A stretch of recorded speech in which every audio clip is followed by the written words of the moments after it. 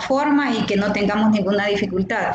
Vamos a tratar de hacer un pequeño repaso, ¿verdad? Para explicarles parte de la farmacodinamia y posteriormente ¿cómo se llama? El capítulo 2 de su libro, el capítulo 3, perdón, que está relacionado a la farmacodinamia, está bastante denso. Es de leerlo y releerlo bien, por lo tanto creo que prudente aclararles algunos conceptos para que ustedes vayan entendiendo y creo que en las próximas clases vamos a revisar a profundidad ese capítulo. Ahorita vamos a ver algunos conceptos que les van a ayudar a tener un poquito más claro sobre lo que es la farmacodinamia y la farmacocinética y algunos aspectos importantes que deben de saber iniciando lo que es el curso de farmacología.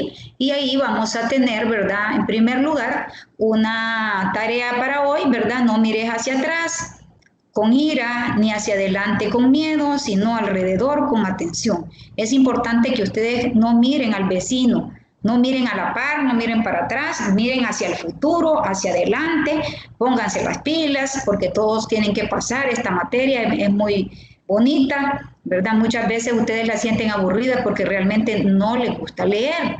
Y el médico que no le gusta leer es médico malo, y el médico malo no haya trabajo, y si no haya trabajo de nada sirve haberse quemado las neuronas para nada. Entonces da pena ver médicos que andan de taxistas, médicos que andan de visitadores médicos, y no es menospreciar la carrera, pero usted estudia para ejercer la medicina, no para hacer otra cosa que no es medicina.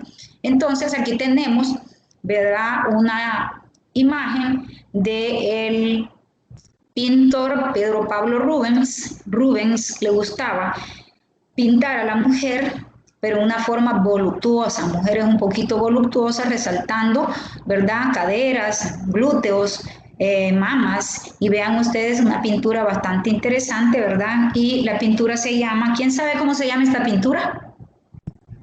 Vamos a ver, hay que saber de todo, ¿verdad? No solamente medicina, las Tres Marías. Vamos a describir lo que es la farmacología, ¿verdad? Y es el estudio de sustancias que interactúan con organismos vivos a través de procesos bioquímicos, en particular a través de la unión de moléculas reguladoras y activadoras o la inhibición de procesos corporales normales con fines terapéuticos o tóxicos. Entonces, cuando nosotros hablamos de farmacología, vamos a decir que es aquella ciencia, es una ciencia, ¿verdad?, que originalmente fue empírica, que después fue experimental y que ahora, ¿verdad?, ha integrado las dos áreas, tanto el empirismo como también, ¿verdad?, lo que es la experimentación. Ustedes saben que para producir un medicamento, ¿verdad?, en promedio se tarda una compañía farmacéutica en promedio de 5 o 10 años, y que esa producción de ese medicamento les cuesta millones de dólares. Por lo tanto, la compañía que hace ese fármaco, ¿verdad?, tiene la patente, y a ese fármaco se le llama fármaco original. Entonces, cuando nosotros administramos un fármaco, este va a tener procesos bioquímicos adentro del cuerpo, ¿verdad?, el cual puede unirse. Los fármacos se unen básicamente a moléculas, a macromoléculas que generalmente son proteínas, que estas pueden ser reguladoras, activadoras, en el caso de los agonistas, inhibidoras, en el caso de los antagonistas, de procesos corporales normales. Entonces, ¿cuál es el objetivo de administrar un fármaco? ¿Verdad? Regular. Por ejemplo, si ustedes tienen un paciente que tiene muchas palpitaciones, a eso se le llama taquicardia. Para la taquicardia, yo puedo administrar un medicamento que me frene esa taquicardia. Entonces, estoy inhibiendo esa respuesta autonómica. O al contrario, yo tengo un paciente que cursa con una bradicardia extrema, frecuencia cardíaca de 30 a 40 por minuto, yo tengo que administrarle un fármaco que me active el nodo sinusal para que el paciente mejore su frecuencia cardíaca, y de esta forma va a mejorar por lo que él consultó, ¿verdad?, que un paciente que se le baja la frecuencia cardíaca o que se le eleva mucho va a llegar a consultar por un síncope cardíaco. Entonces, cuando nosotros hablamos de la farmacología, tenemos que hablar de dos cosas importantes: lo que es la farmacocinética, que la revisamos ayer, ¿verdad?, en donde una sustancia administrada a una dosis determinada por cualquier vía de administración, ¿verdad?, a un paciente, esta va a producir varios mecanismos, ¿verdad? Va a producir efectos deseados, puede producir, ¿verdad?, esos efectos deseados a través de la unión del fármaco o la sustancia a ciertos receptores. Y fíjense bien, esto va a estar regulado por mecanismos como el medio ambiente y otros organismos. Luego, este medicamento, fíjense bien, una vez, ¿verdad?, va a producir efectos deseados, nosotros queremos que produzca efectos terapéuticos, ¿verdad? Y los efectos terapéuticos son aquellos que nosotros vamos a utilizar para tratar una determinada enfermedad. Pero también ese fármaco administrado, si nosotros lo damos a una dosis muy fuerte, puede provocar efectos tóxicos, ¿verdad?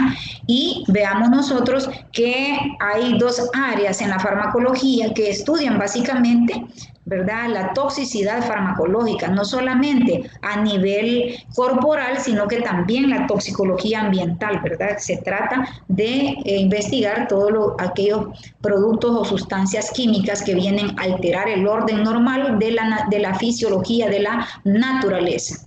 Entonces, es importante que nosotros sepamos algunos conceptos, como por ejemplo la seguridad farmacológica. ¿A qué se refiere seguridad? La seguridad está evaluada constantemente a través de estudios de investigación seleccionados para ver efectos colaterales. Entonces, ¿cuándo digo yo que un fármaco es seguro? Cuando me provoca efectos benéficos sin provocar mucho efecto colateral. Si un medicamento provoca más efectos colaterales que efectos benéficos, ese fármaco no es seguro. Fíjense bien, si un fármaco me provoca más efectos colaterales o efectos adversos que efectos benéficos para el paciente, ese fármaco no es seguro y es retirado del mercado. Ejemplo, ustedes han observado que para tratar la epidemia del COVID-19, se han hecho investigaciones sobre el Remdesivir, se han hecho investigaciones sobre la ivermectina, y dicen por ahí, ¿verdad?, algunos investigadores europeos principalmente, que la ivermectina inhibe el crecimiento viral, que la ivermectina es un fármaco que se utiliza para tratar parasitismo, y dicen, ¿cómo es posible que este medicamento para tratar parásitos pueda reducir la carga viral en un paciente? Sí, señores, ayuda.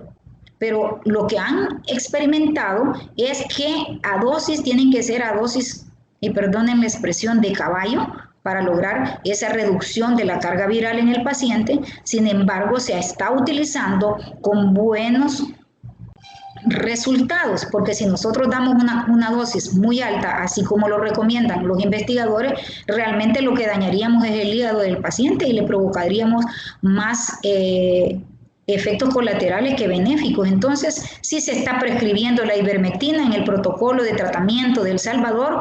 Estamos utilizando la ivermectina. Hoy por hoy también nosotros en el Seguro Social ya estamos utilizando el Remdesivir, que es un antiviral, ¿verdad? Es un antiviral que realmente sí reduce sustancialmente la carga viral en el paciente y mejora la sintomatología del COVID-19. Se está utilizando también el tocilizumab, que es un fármaco, ¿verdad?, que es un anticuerpo monoclonal, el cual, ¿verdad?, va a atacar el sistema o la respuesta inflamatoria sistémica que da el COVID-19, y ya hemos tenido nosotros muy buenos resultados. El interferón alfa beta pegilado también se está utilizando para tratar el COVID-19 con buenos efectos. ¿Qué es lo que hemos observado? Cada uno de ellos tiene efectos colaterales que ya están descritos y que no son tan letales para el paciente, por lo tanto son seguros, es decir, obtenemos beneficios sin obtener más efectos colaterales que beneficios. Entonces decimos que un fármaco es seguro cuando nosotros podemos tener efectos terapéuticos con pocos efectos colaterales. ¿Cuánto vamos a decir que un fármaco es eficaz? La eficacia también la medimos por investigaciones científicas, estudios clínicos, y estos estudios clínicos que se hacen para valorar la eficacia de un fármaco tienen que ser estudios al azar, doble ciego y con un grupo testigo que recibió placebo. ¿Qué significa esto? Por ejemplo, si yo voy a estudiar los efectos de la ivermectina en el COVID-19, yo tengo que agarrar una población de pacientes a los cuales, digamos, a 100 pacientes se les dio ivermectina. yo no los escojo, a este le fue bien, voy a escoger a este le fue mal, no lo escojo. No, son escogidos al azar. Doble ciego, ¿por qué doble ciego? Porque ni el investigador ni el paciente sabe que está sujeto a una investigación para que no haya sesgo, ¿verdad? Y que un grupo, fíjense bien, haya recibido placebo y un grupo haya recibido ivermectina, por ejemplo. A un grupo le damos una tabletita de almidón, que es el placebo, y a otro le damos la dosis de ivermectina. Entonces, al obtener los resultados, nosotros podemos medir a este paciente COVID-19 que le di la ivermectina, se curaron, de 50 pacientes se curaron 45. Quiere decir que la ivermectina es efectivo. Y al que le di placebo, de 50 pacientes que también le di placebo, ¿verdad? Que un placebo es una sustancia inerte que puede ser un almidón. De estos se curaron, digamos, 20. Entonces quiere decir que la ivermectina es eficaz en comparación a un placebo. No sé si queda claro, pero después ustedes pueden ir revisando y vamos a ir viendo conceptos también. Entonces, fíjense bien, el proceso de desarrollo de los fármacos. Yo creo que todos han escuchado de la vacuna, ¿verdad? La vacuna de Pfizer, la vacuna de AstraZeneca, la vacuna de Moderna, la vacuna de Johnson. Estas vacunas están en proceso de investigación. Entonces, cuando se inicia a hacer un estudio, se hacen estudios in vitro. ¿Qué quiere decir? No en personas humanas, sino que en productos biológicos, ¿verdad? En donde se empieza a estudiar el anticuerpo que va a destruir, digamos, en este caso, al COVID-19. Entonces, a través de síntesis química y optimización de un determinado, en este caso de la vacuna. Pruebas en animales empiezan a estudiarse en animales de experimentación en pocos animales. Luego entra, fíjese bien, una investigación para realizar la vacuna, que estamos hablando, poniendo este ejemplo, la fase 1 de investigación, en donde se empiezan a utilizar ya de 20 a 100 sujetos. O sea, la vacuna se empieza a experimentar en sujetos, los cuales muchas veces reciben algún dinero por entrar en la investigación, otras veces son voluntarios, pero con consentimiento informado. Luego, ¿verdad? Empiezan a hacerse pruebas clínicas y entramos a la fase 2 del desarrollo de la investigación, ¿verdad? Que aquí ya se empieza a investigar de 100 a 200 pacientes, ya son en personas que se está poniendo la investigación. La mayoría de vacunas, fíjense bien, están en fase 3 de investigación, o sea que la están probando en poblaciones, ¿verdad? A doble ciego. ¿Qué quiere decir esto? Que para no hacer sesgo, ¿verdad? Ni el investigador ni el paciente se da cuenta de qué es lo que están administrando, y aquí ya estamos hablando de 1,000 a 6,000 pacientes en donde se les está aplicando las vacunas y se están midiendo dos cosas: eficacia y también, ¿verdad?, la seguridad y la eficacia. La eficacia es el efecto que yo espero encontrar, ¿verdad? Y la eficacia, les decía, la seguridad, y la seguridad que tantos efectos adversos puede dar. Entonces, ahorita las vacunas están en fase 3 de investigación. La fase 4 es cuando ya se le administra a grandes poblaciones, ¿verdad? Y ya la FDA empieza a dar el visto bueno para que sea comercializada la vacuna. Casi algunas vacunas, por ejemplo, la vacuna de Pfizer, que tiene, fíjense bien, una actividad del 95% de seguridad y con efectividad de un 95%. ¿Cuál es uno de los peros que tiene esta vacuna? En primer lugar, la preservación de la vacuna. Se tiene que preservar a una temperatura de menos 70 grados, lo cual en nuestros climas sería, aunque tenga una efectividad del 95%, en nuestro clima esa vacuna no se puede preservar.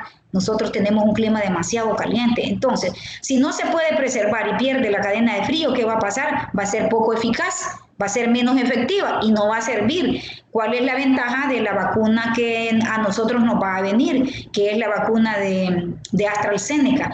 Tiene una efectividad del 65%, pero puede ser manipulada a ambientes nuestros. Por lo tanto, si mejoramos la seguridad, va a haber una mayor efectividad porque la vamos a poder preservar en nuestros climas.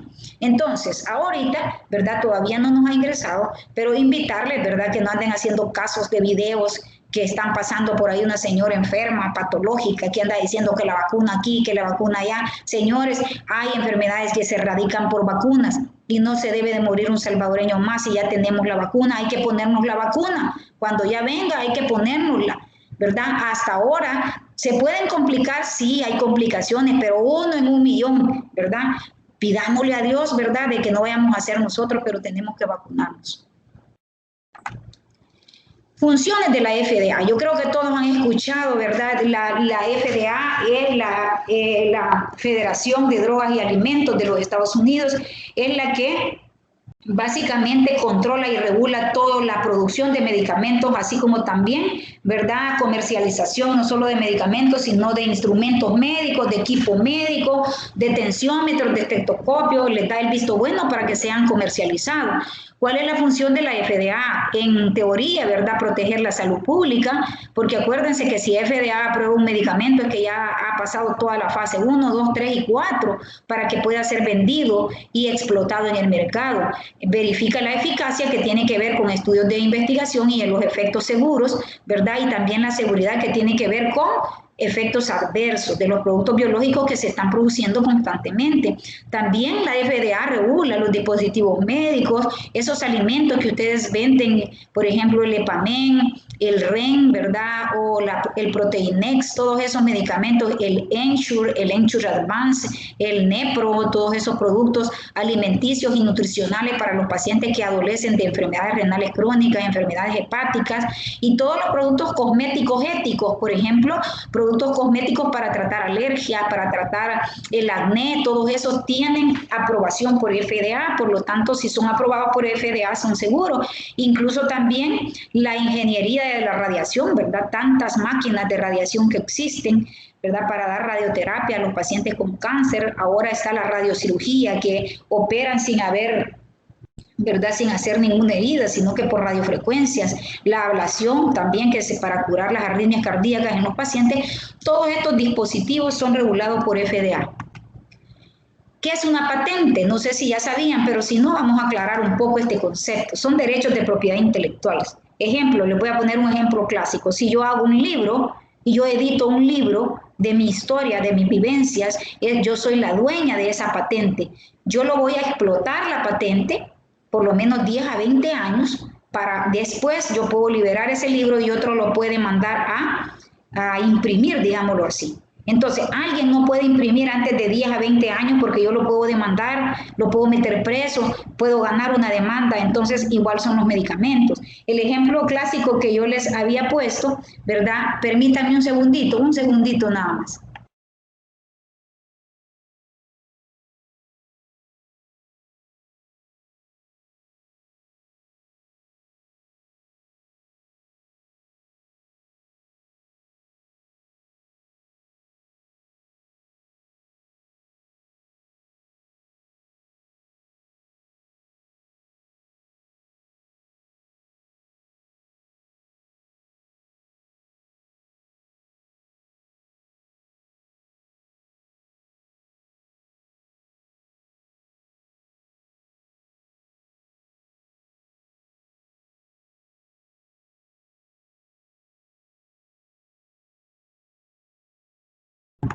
Entonces, ¿verdad? Le ponía el ejemplo de la aspirina Bayer. La aspirina Bayer es creada por la compañía Bayer.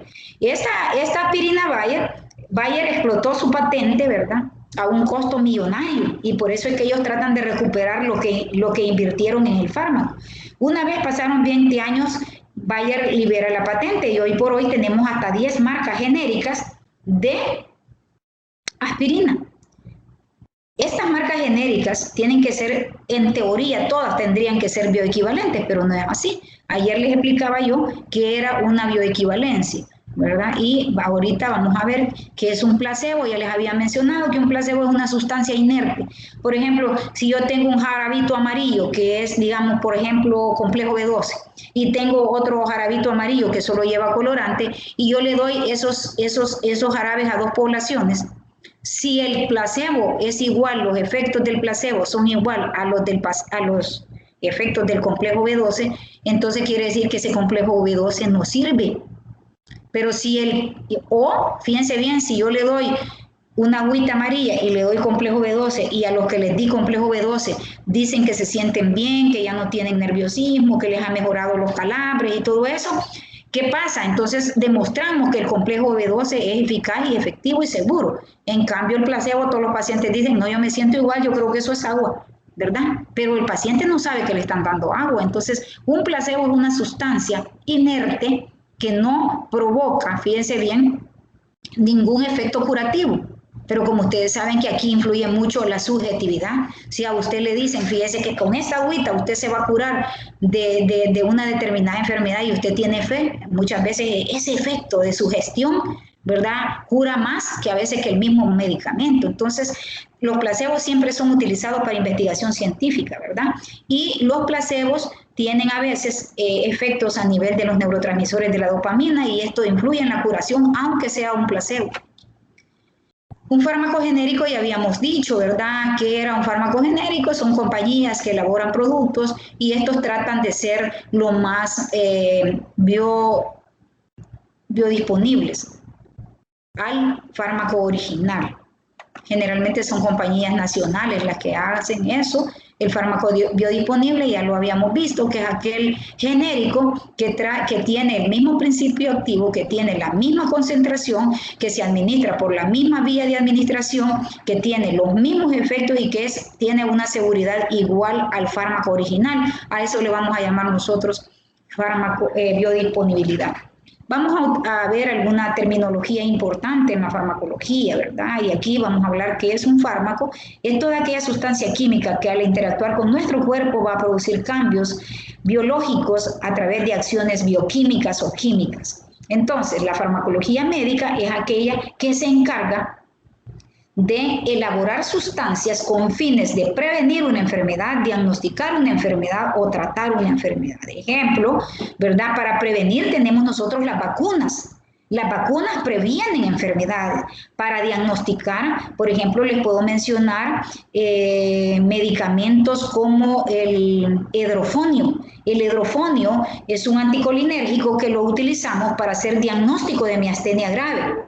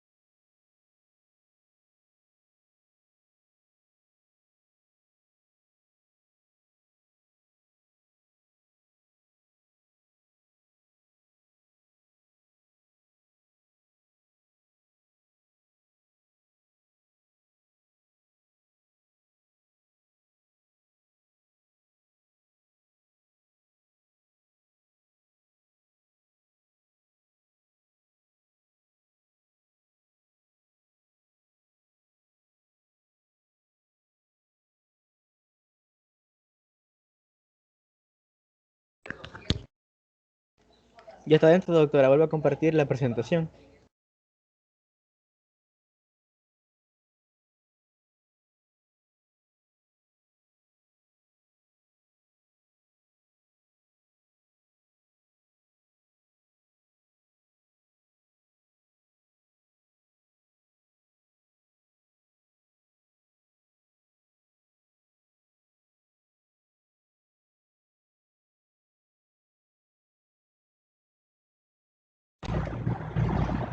Hola, Hola, doctora, hola, hola. ¿ven la presentación ustedes? No, se cortó. Se cortó. Vaya, espérenme. Vamos a ponerla de nuevo, perdón.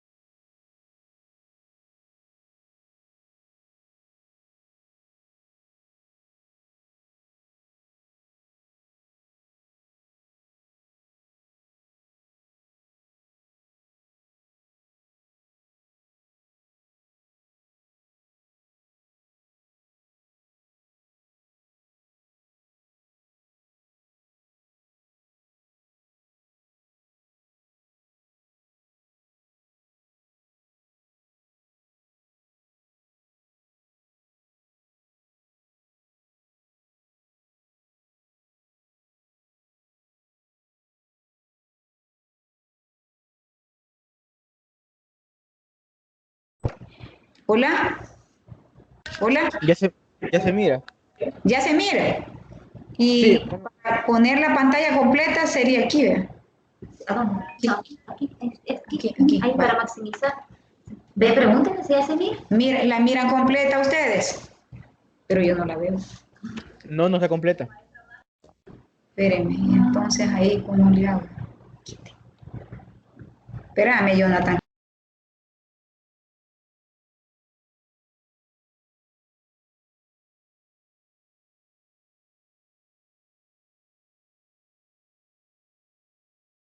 F5, dale, doctora.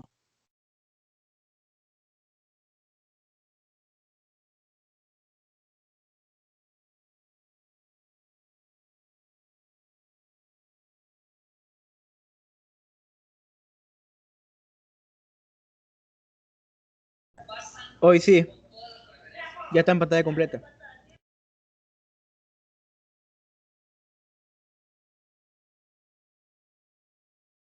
Micrófono. Hola. Tiene la opción, ¿verdad? Hoy sí, doctora, ya se mira. Adelante, donde había quedado. Ajá, vaya, muchas gracias. Hoy sí. ¿Lo encontró? Sí, sí. Es que se me descargó, fue, gracias. Entonces nos habíamos quedado en terminología, ¿verdad?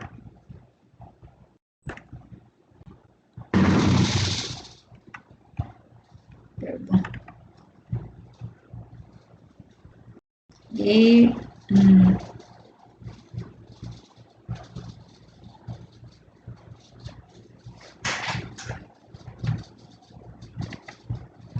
bueno, entonces, ¿me escuchan? ¿Hoy estamos bien?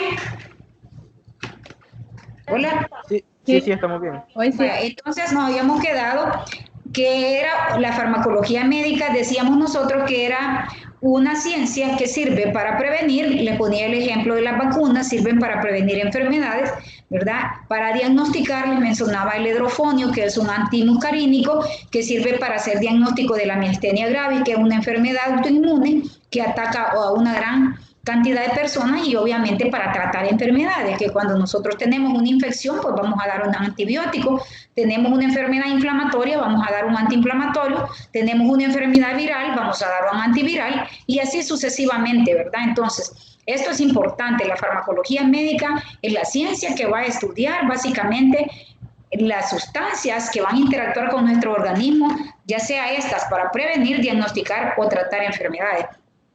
Un medicamento, a diferencia, es toda aquella sustancia química útil, ¿verdad?, para hacer diagnóstico, tratamiento y prevención. Básicamente viene siendo lo mismo que la farmacología médica, nada más que la farmacología médica es la ciencia, ¿verdad? Es una ciencia que se encarga de eso y el medicamento, pues, es una sustancia específicamente. Y la droga, sustancia generalmente de origen vegetal, tal como lo ofrece la naturaleza, obtenida a partir de sencillas manipulaciones, siendo el principio activo la sustancia responsable de la actividad farmacológica. Esto es bien importante, las drogas, ustedes conocen una serie de cosas naturales, por ejemplo el nonis, famoso nonis que tanta enfermedad renal está causando, porque esta plantita, ¿verdad? La gente se la está automedicando, compra la fruta, la cose y se empieza a tomar. No se sabe qué concentración, qué dosis o qué es lo que está tomando, pero es una de las cosas que está dando mucha toxicidad a nivel renal.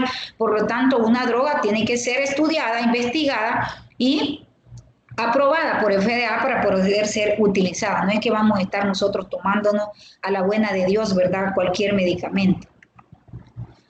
Entonces, ¿cuál ha sido la evolución histórica de la farmacología? Hubo una época empírico-mágica que todo, ¿verdad?, era explicado a través del empirismo y a través de la magia.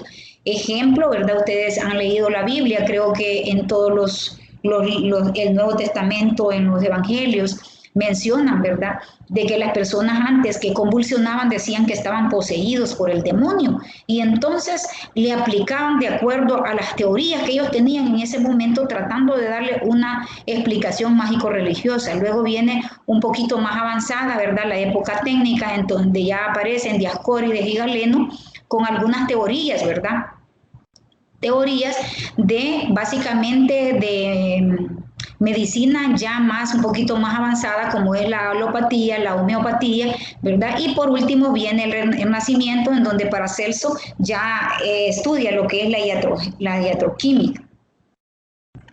Y aquí vamos a ver la medicina alopática.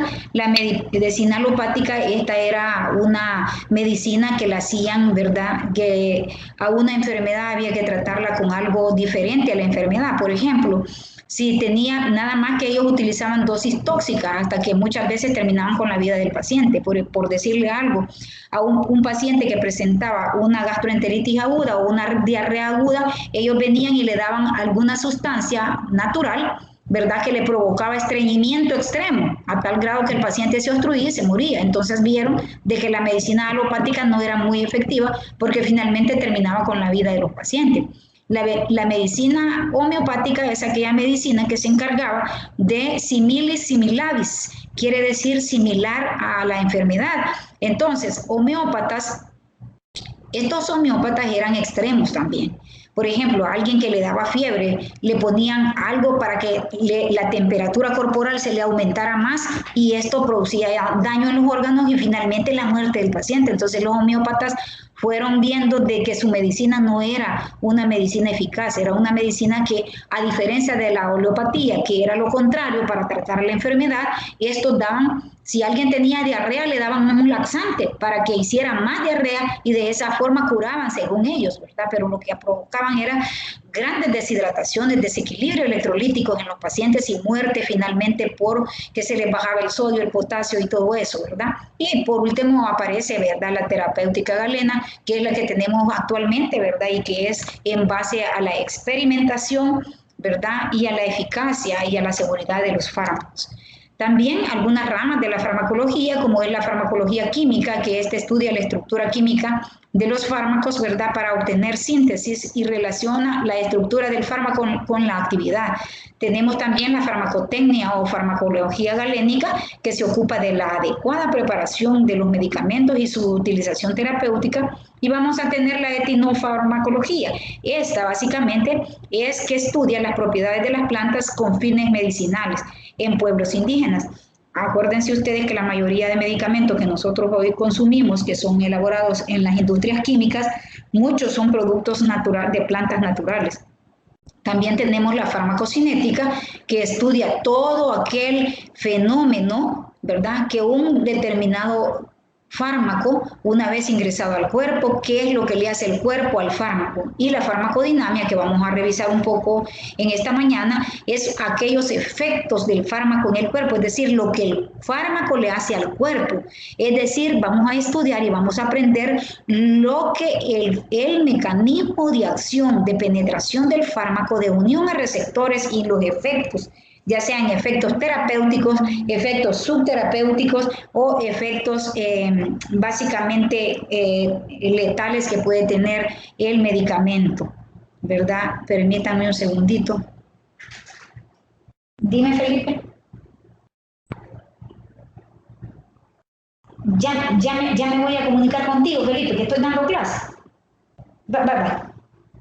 Ay, perdonen porque estamos ahí un poquito, ¿verdad? Son los cambios farmacocinéticos, ¿verdad? Y la farmacodinámica son los cambios que el fármaco le va a producir al cuerpo, es decir, el mecanismo de acción, cómo el fármaco, desde que es administrado por alguna vía, llega a la membrana celular, ingresa a la membrana celular, interactúa con los receptores y una vez interactúa con los receptores puede dar un efecto terapéutico o un efecto tóxico, ¿verdad? O también no hace efecto. Entonces ahí tenemos nosotros esa variabilidad. Dentro de las ramas de la farmacología también podemos hablar de la farmacometría, que estudia la cuantificación de los efectos de los fármacos desde el punto de vista experimental y clínico en función de una dosis administrada. La farmacogenómica que vamos a recibir, o farmacogenética, que es la relación de la constitución genética individual de cada uno de nosotros a la respuesta de los fármacos. Y ahí podemos ver nosotros, la farmacogenética es bien interesante, yo les voy a dar esa clase, ¿verdad? Y es cómo mi genética influye para que yo reaccione adecuada o inadecuadamente a un fármaco. Y podemos tener 3 individuos a los cuales nosotros les damos aspirina a los 3 a la misma dosis, a la misma concentración y por la misma vía. ¿Qué pasa con un individuo? le provoca los efectos analgésicos, antiinflamatorios y antiagregantes plaquetarios. A otro individuo solo le provocó una exagerada respuesta de antiagregante plaquetaria, no analgésica ni antiinflamatoria, y a este individuo no le provocó nada. ¿Qué significa eso?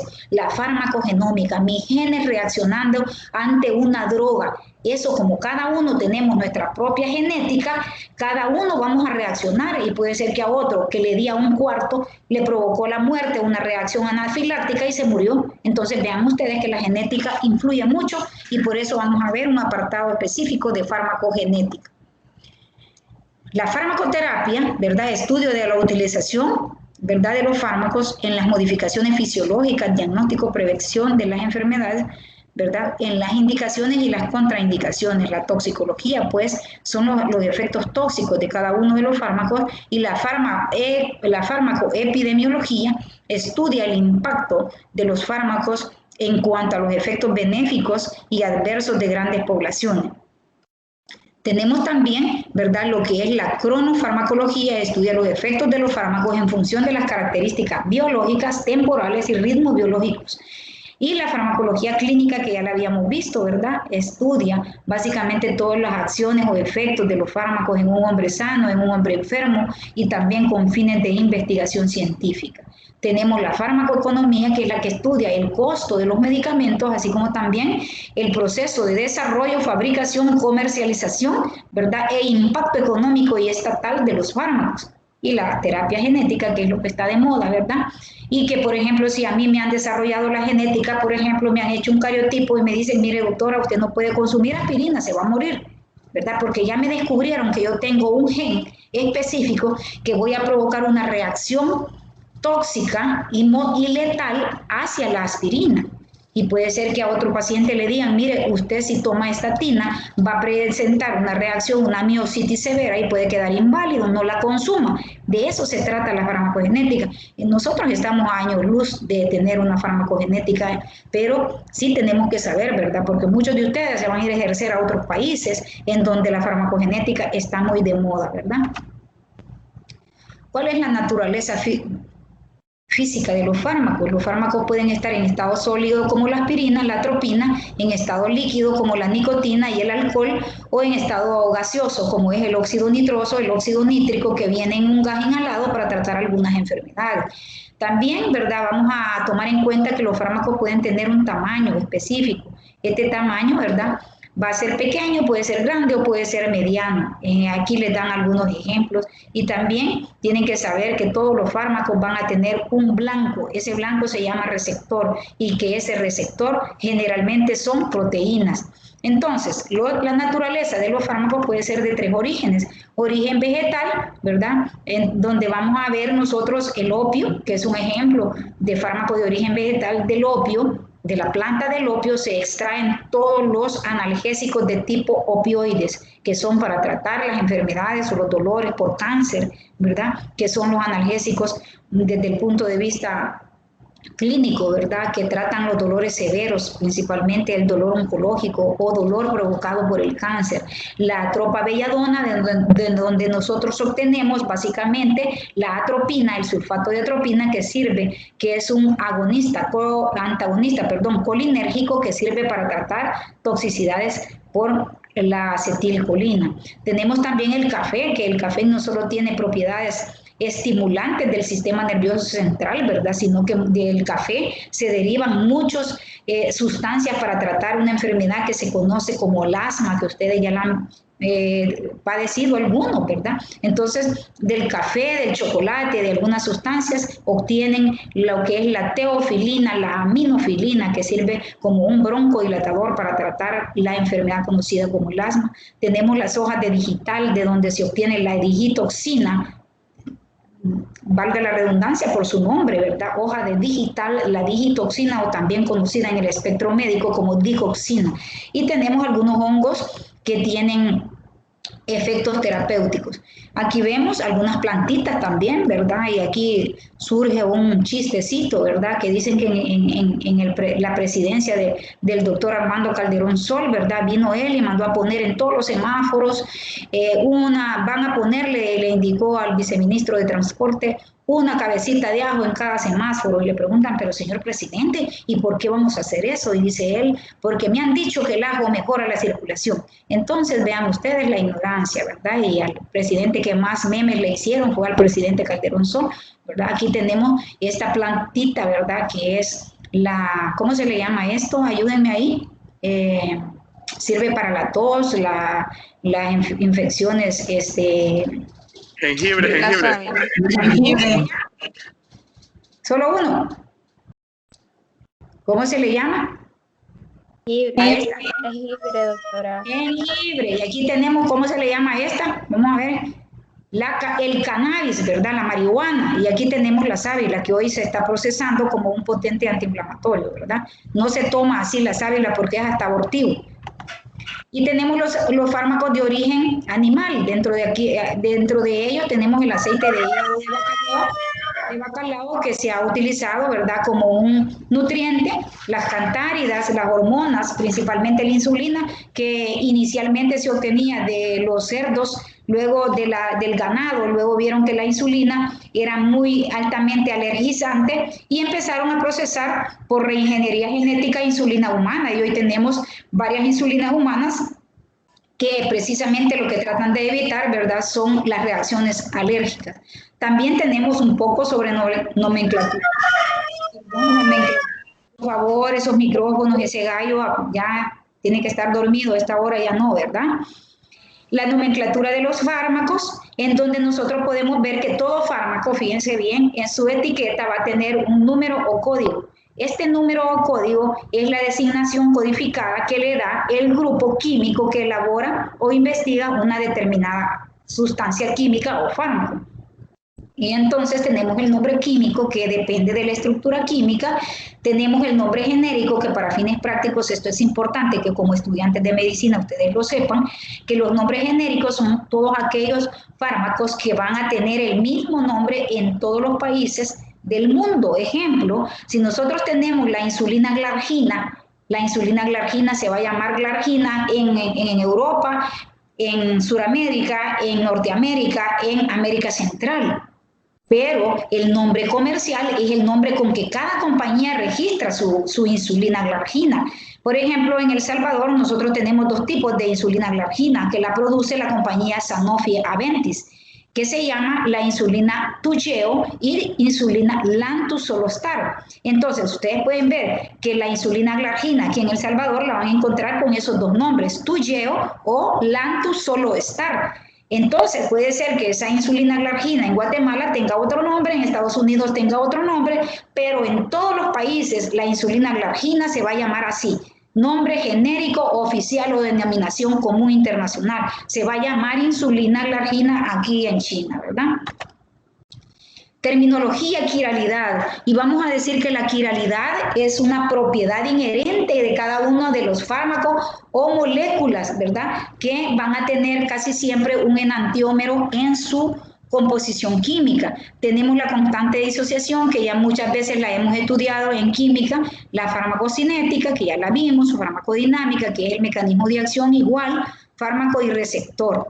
Entonces, en cuanto a quiralidad, nosotros vamos a decir que es la propiedad inherente que tiene cada molécula, ¿verdad? Si nosotros pusiéramos a una molécula X en espejo, nosotros vamos a saber que existen como pares enantioméricos y se les llaman moléculas quirales.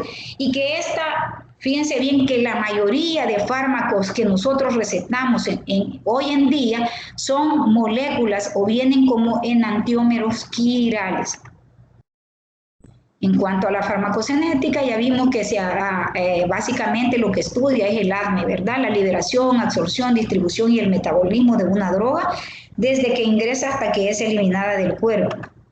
La farmacodinámica, pues, es sinónimo de la acción del fármaco en el cuerpo, sinónimo de mecanismo de acción farmacológica, y también, ¿verdad?, la farmacodinámica es lo que el fármaco le hace al cuerpo. Tenemos lo que es un receptor, componente de una célula u organismo que al interactuar con un fármaco inicia una cadena de reacciones o fenómenos que precipitan efectos observados de un medicamento. Aquí esto es bien importante, no sé si ya lo habían revisado, pero la actividad constitutiva ¿verdad? Es en esencia, ¿verdad? Vamos a decir nosotros que la propiedad constitutiva es aquella propiedad que tienen los fármacos para producir un efecto. Y fíjense bien, vamos a hablar aquí de algunos conceptos, como vamos a ver más adelantito, como es, ¿verdad?, la capacidad intrínseca, que es la capacidad que tiene un fármaco de producir un efecto terapéutico, digámoslo así. Entonces, ¿de qué depende la capacidad intrínseca? Va a depender de la unión de la droga más al receptor activado. Cuando una droga se une a un receptor activado, esa droga se va a llamar agonista, o sea, que es una droga que va a imitar un efecto, ¿verdad? Una vez la droga se une al receptor, ¿verdad? Y va a provocar un efecto benéfico. Permítanme un segundito, ay, que hay mucha interferencia. ¿Sí?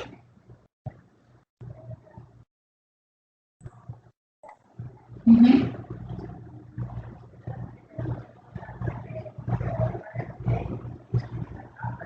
¿Sí? Sí, ahorita espérese, porque no me manténgala ahí, ya le voy a volver a hablar yo para darle una indicación, por favor. Sí, manténgala ahí, que no se venga ahí. Oye, vale, ok. Sí. Yo no le retire nada. Ok. Entonces, vamos a hablar sobre lo que es permítanme, nos habíamos quedado, ¿verdad? Lo que es un agonista, ¿verdad? Ya decíamos nosotros que es la unión de la droga más el receptor activado. Y un agonista parcial es cuando la droga se une a un receptor, ¿verdad? Predominantemente se puede unir parte a un receptor activado y parte a un receptor inactivo. Entonces, aquí vamos a tener lo que es la constante de disociación, que es cuando el 50% de los receptores están siendo ocupados. Entonces, un receptor, fíjense bien, debe de ocupar un sitio de acción 100%, pero la constante de disociación, vamos a decir nosotros que cuando el 50% de la droga se unió al receptor, ¿verdad?, a eso le vamos a llamar nosotros constante de disociación. Esta imagen es muy bonita y esta imagen habla más que 1000 palabras. Si ustedes logran entender esta imagen, van a lograr entender lo que es antagonismo y todo eso. Aquí ustedes pueden ver que un agonista es aquella droga que llega hacia la membrana celular. Esto azul representa la membrana celular. Entonces, el agonista es aquel fármaco, vean ustedes, que llega a unirse a la membrana celular, a un sitio receptor en un 100%. Y veamos nosotros qué es lo que pasa cuando aquí en la imagen de la gráfica es esta imagen A. ¿Qué es lo que pasa cuando un fármaco, ¿verdad?, se une a su receptor? Nos va a provocar, fíjense bien, un efecto sumamente terapéutico. Quiere decir, aquí estamos graficando lo que es la dosis, ¿verdad?, versus el que dice aquí, jóvenes, que no logro leer porque está muy pequeña la imagen. ¿Esto qué es? ¿El inhibidor? No, estas letritas. ¿Qué dice aquí? Agonista. Agonista. Agonista, vaya. Entonces vean ustedes, si tenemos un agonista, ¿verdad? Vean ustedes, se administra una dosis y el agonista se une 100% a su receptor. Vean ustedes que tiene la misma morfología. Este viene y se une aquí, ¿verdad? Entonces, al nosotros ver que la dosis provocó una respuesta, porque es un fármaco agonista, va a provocar una respuesta, un efecto terapéutico adecuado. Vean ustedes, aquí dice cuando hay un inhibidor competitivo. En el caso del B, viene ese inhibidor competitivo y se une a acá, ¿verdad? ¿Qué es lo que va a pasar? Vean ustedes la gráfica que se da, es esta gráfica, esta. Si nosotros administramos una dosis de un fármaco inhibidor competitivo, ¿qué es lo que va a pasar? Vean ustedes la respuesta que se está generando, es una respuesta muy inferior.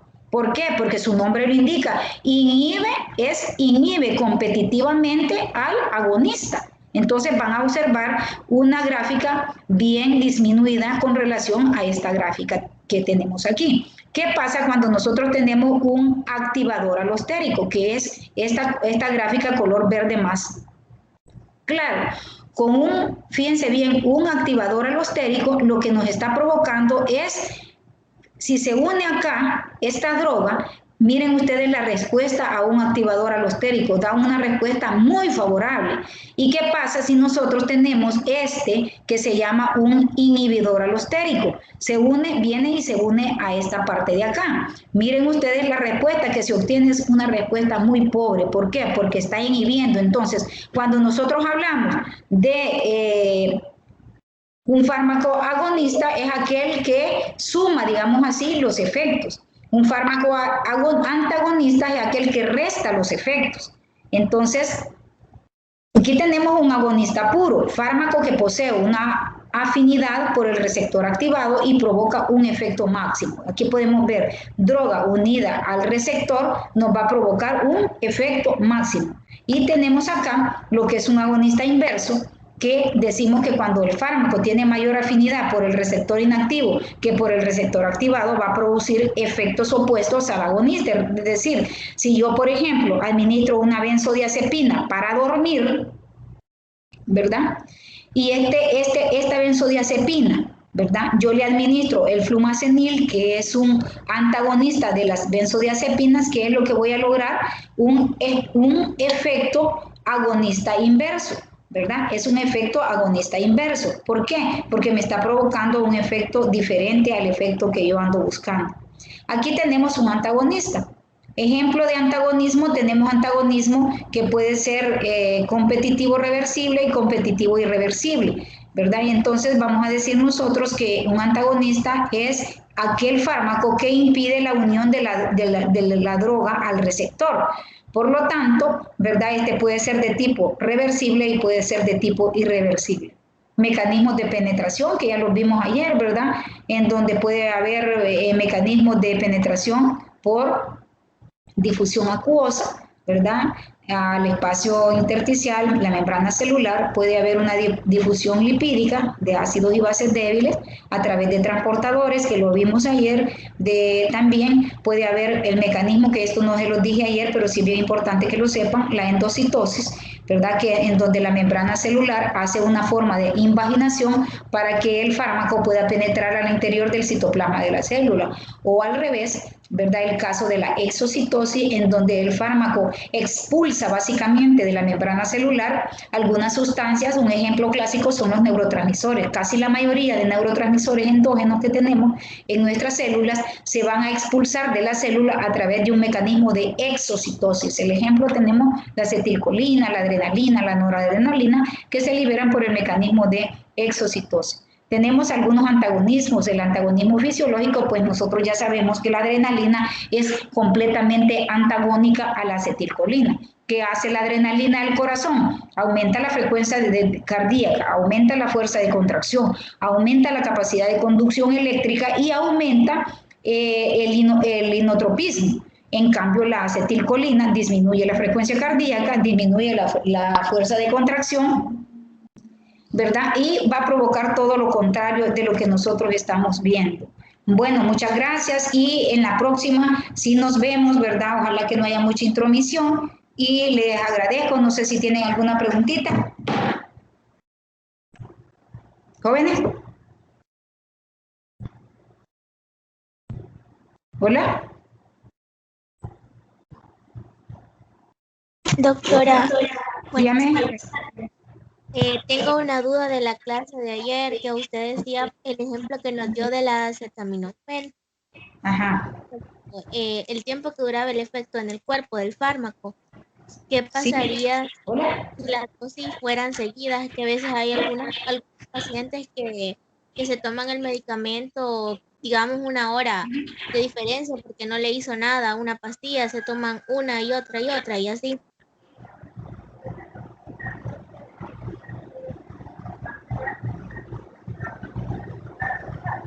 Sí, permita. Ajá.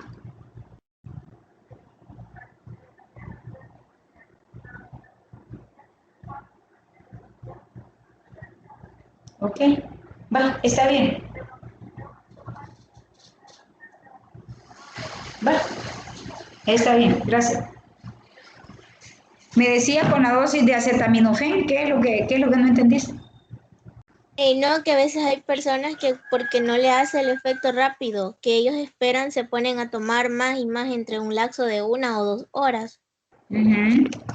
Sí, ¿Qué le acuérdense vaya, cada organismo tiene una respuesta diferente. Si yo le doy a 4 sujetos la misma dosis de acetaminofén y los 4 tienen fiebre, ¿verdad? Los 4 tienen fiebre. Puede ser que a una persona, dependiendo de su hígado y su función hepática y renal de cada uno de ellos, si tiene, fíjate bien, uno alteraciones hepáticas, a ese paciente el acetaminofén le va a hacer menos efecto. Si tiene alteraciones, otro tiene alteraciones renales, para que le empiece a hacer el efecto va a tardar más. Al que tiene función renal y hepática normal, el tiempo prudencial de latencia para hacer el efecto del fármaco va a ser el normal. Entonces, ¿de qué depende? Depende de cada individuo, incluso de cada genética. Suponete que uno de los pacientes tenga una genética en donde le dicen, mire señor, usted acetaminofén no puede tomar porque no le hace efecto, porque usted tiene un gen, ¿verdad? Que ya lo descubrimos y de eso se trata la farmacogenética prácticamente. Entonces, la respuesta no es tomar más, sino esperar prudencialmente la vida media del fármaco. ¿Cuándo es prudencialmente? 4 a 6 horas. Pero la latencia depende de cada individuo, de su función hepática, de su función renal y de todo, igual que la eliminación. Alguien que tenga enfermedad renal crónica, la eliminación va a ser súper retardada. ¿Sí? ¿Quedó claro? Sí, doctora, gracias. ¿Alguien más?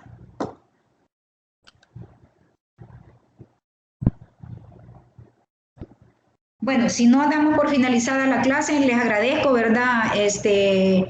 Mucho y quedamos, no sé cómo está en la programación, pero si tienen el martes y jueves, vamos a quedar así, por esta misma vía, por esta misma, me gusta mucho esta plataforma, muy poca interrupción y todo bien, ¿verdad?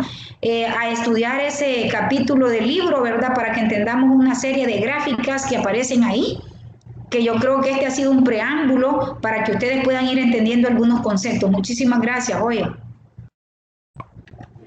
Gracias, doctora. Feliz Bien, día. gracias a ustedes.